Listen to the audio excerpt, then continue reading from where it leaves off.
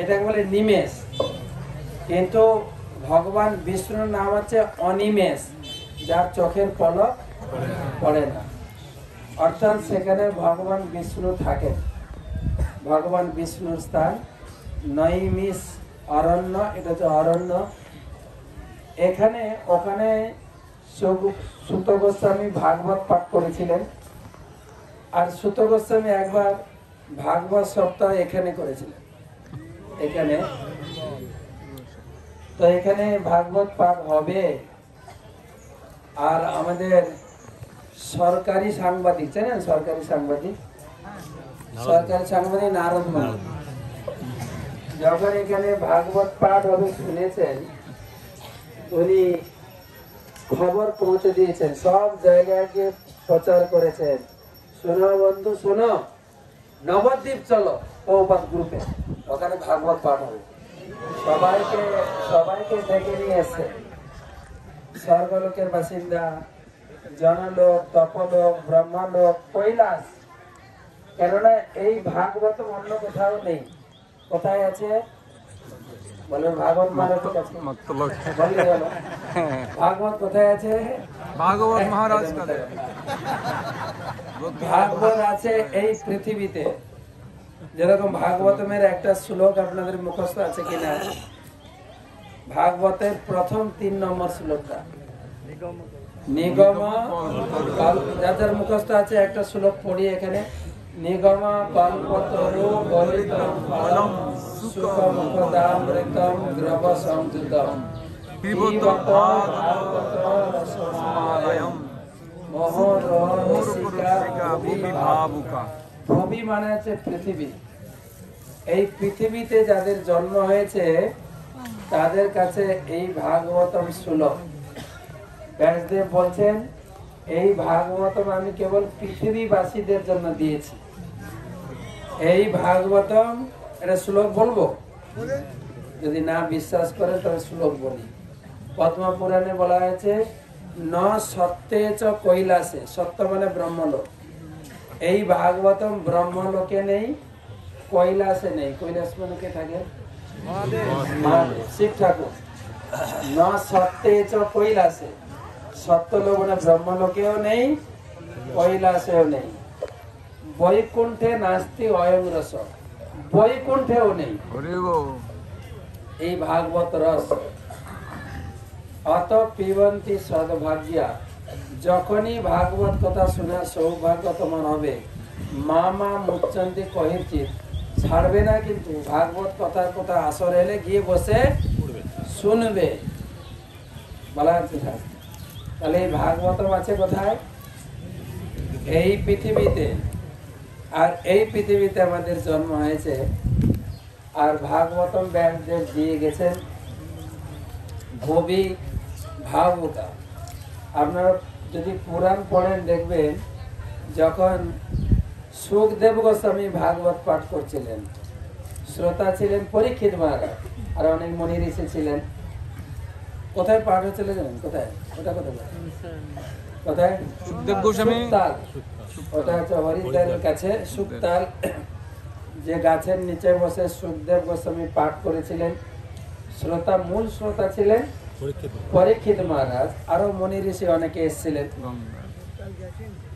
তো যখন ভাগবত পাঠ শুরু হবে, স্বর্গের দেবতারা অমৃত নিয়ে এসে সুখদেব গোস্বামীকে বলছেন, সুখদেব গোস্বামী আমরা স্বর্গ থেকে অমৃত নিয়ে এসেছি, এই পরীক্ষিতকে খাইয়ে দেন, পরীক্ষিত অমর হয়ে যাবে, তার বদলে আমাদেরকে ভাগবত শোনান। তখন সুখদেব গোস্বামী বললেন, ভাগবত শোনার যোগ্যতা কি জানো? ওই অমৃত খাওয়ালে হয় নাকি? ভাগবত শোনার যোগ্যতা হচ্ছে, ভাগবত শোনার যোগ্যতা কি? 2 নম্বর শ্লোকটা বলেন এবারে। 2 নম্বর ভাগবত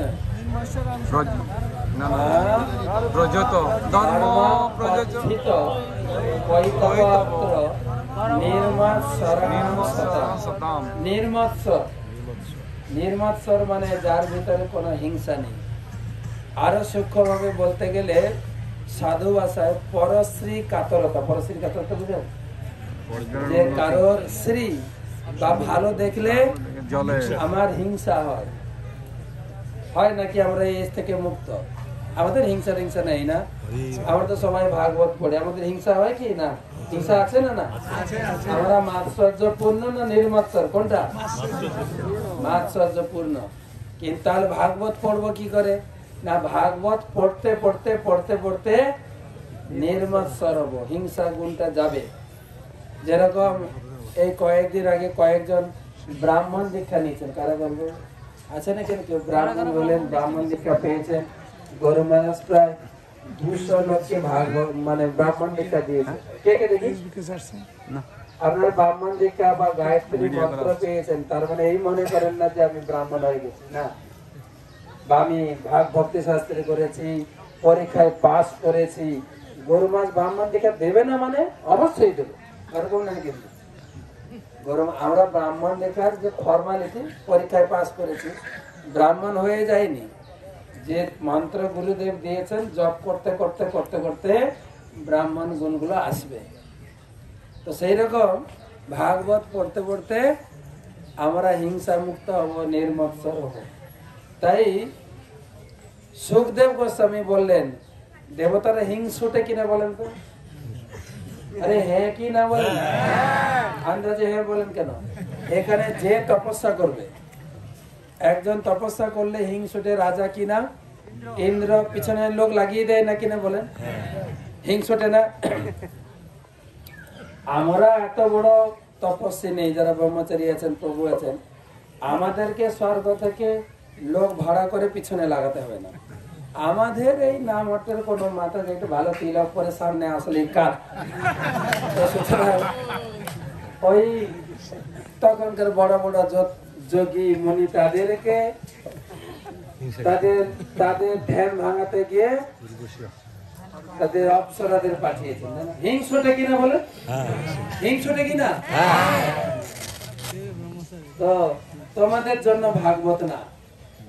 সুখদেব গোস্বামী ধাতা নিয়ে দিয়েছেন, ধাতানি ভাষা জানেন? হাঁটো এখান থেকে। অমৃত নিয়ে এসেন আর ভাগবত শুনতে তোমরা খুব হিংসুটে, যাও, তোমাদের জন্য ভাগবতম না। আমি ভাগবত শোনাবো কাকে? পরীক্ষিত মহারাজকে। তো সেই সুখদেব গোস্বামী শুনিয়েছিলেন। সেই ভাগবতম প্রথম পাঠ হয়েছিল সুখতালে, সেই জায়গা এখনো আছে, যে জায়গা, যে বট গাছের নিচে পাঠ হয়েছিল কত বছর আগে, সেই বট গাছ এখনো আছে। আমি গেছিলাম যাওয়ার সৌভাগ্য, গঙ্গার তীরে। তো সেটা গেল সুখতাল নৈমিষারণ্য, এই ধামে নৈমিষারণ্য। সুত গোস্বামী ছিল সুখদেব, আর ইনি হচ্ছেন সুত গোস্বামী এখানে ভাগবত পাঠ করবেন। আর নারদ মুনি সব জায়গায় খবর দিয়েছে, সব জায়গা থেকে ভাগবত পাঠের লোক আসছে, সব জায়গা থেকে। এমন নয় যে কত দূর থেকে, বাংলাদেশ থেকে, তাই না? কিন্তু কোথা থেকে? স্বর্গলোক থেকে, জনলোক থেকে, তপলোক থেকে। আর সব থেকে দূরের শ্রোতা কে ছিলেন জানেন? শিব ঠাকুর। শিব ঠাকুরের বাড়ি কোথায়? পয়লা। ওটা অনেক দূর, কিন্তু এখান থেকে স্বর্গ তো কাছে, সেজন্য বারে বারে দেব দেবীগুলো নেমে আসেন। এখান থেকে দুটো স্টেশন পরে, এটা ভূলোক, ভুবলোক, স্বর্গ। তারপরে জন, তপ, মহ, ব্রহ্ম, সত্যলোক। সত্যলোকে কে থাকেন? পিতামহ ব্রহ্মা। ব্রহ্মার পরে বিরজা, তারপরে কৈলাস। শিব বাবার বাড়ি অনেক দূর, অনেক দূর। তো তিনি ওখানে খবর পেয়েছেন ভাগবত পাঠ হবে, আর বেচারি মন উচ্চাটন হয়ে গেছে, আরে ভাগবত পাঠ হবে, আমি যাব শুনতে। ওখান থেকে বেরিয়েছে তার নিজের নোহা গাড়ি নিয়ে বেরিয়েছে। কি গাড়ি ছিল ওনার? হ্যাঁ, 1 নম্বর গিয়ারে চলে। যত উৎসুক, আমি এই গাড়ি নিয়ে গেলে ভাগবত পাঠ শেষ। আমরা তো ভাগবত পাঠ শুনতে চাই না। কত হেঁটেছে, ওই পাড়ায় বসে আছে, দেখবেন গাছের নিচে, আমি দেখে দেখে একই কথা বলে, বক বক, কখন যে ক্যাম্পে খেতে দেবে। কিন্তু শিব ঠাকুর এসেছিলেন ভাগবত শুনতে। কোথা থেকে? কৈলাস থেকে নিজের গাড়ি নিয়ে বেরিয়েছে। কিন্তু খুব ইচ্ছা হচ্ছে তাড়াতাড়ি যাব, এই গাড়ি নিয়ে পৌঁছাতে গেলে ভাগবত পাঠ শেষ হবে। যেরকম আমরা বলি আগে আগে গিয়ে বসবো, নাহলে